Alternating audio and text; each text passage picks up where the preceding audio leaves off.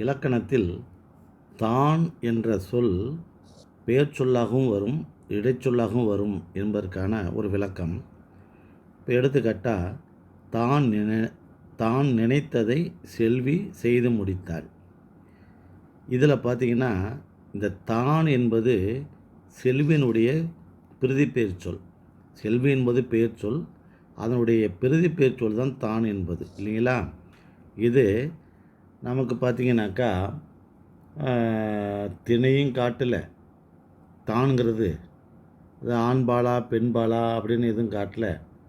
என்ன தானுங்கிறது ஒருமை அப்படிங்கிறது காட்டுது, தான் என்பது ஒரு படற்கை அப்படிங்கிற இடத்த காட்டுது. இருந்தாலும் கூட இந்த முடித்தாள் என்ற அந்த வார்த்தை வந்து பெண்பாலை குறிக்குதுன்னு வச்சுங்க. அப்போது தான் என்பது யாரை குறிக்குது? செல்வியை குறிக்குது.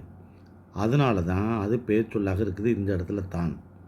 அடுத்து இதுங்க பாருங்கள், செல்வி தான் செய்து முடிப்பாள் அப்படின்னா இந்த இடத்துல தானுங்கிற வார்த்தை எது? செல்வியே. செல்வியே செய்து முடிப்பாள். அப்போ ஏகார தேற்ற பொருள் வரக்கூடிய ஒன்று தான் இந்த இடத்துல.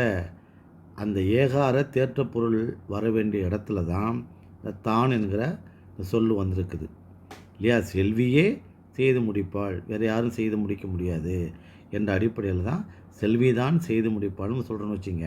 இப்போ செல்வியே என்ற ஏகார தேற்ற பொருளில் வரக்கூடிய தான். இங்கே செல்வி என்பது பெயர்ச்சொல், செய்தி என்பது வினைச்சொல். இந்த பெயர்ச்சொல்லுக்கும் வினைச்சொல்லுக்கும் இடையில் வருவதுதான் இடைச்சொல். அப்போ இந்த இடத்துல தான் என்பது இடைச்சொல். இந்த இடத்துல தான் நினைத்ததை செல்வி செய்து முடித்தாள்னா செல்வி என்பதனுடைய பிரதி பெயர்ச்சொல் இங்கே தான். அப்போ இந்த இடத்துல பெயர்ச்சொல்லாகவும் இந்த இடத்துல இடைச்சொல்லாகவும் இந்த தான் வந்து கிடைக்கிது. இந்த தான் வந்து வேற்றும் உறுப்பை எப்படி ஏற்கும் அப்படின்னா தன் என்று குறுகி தான் ஏற்கும், தான் நேடியே இருக்காது.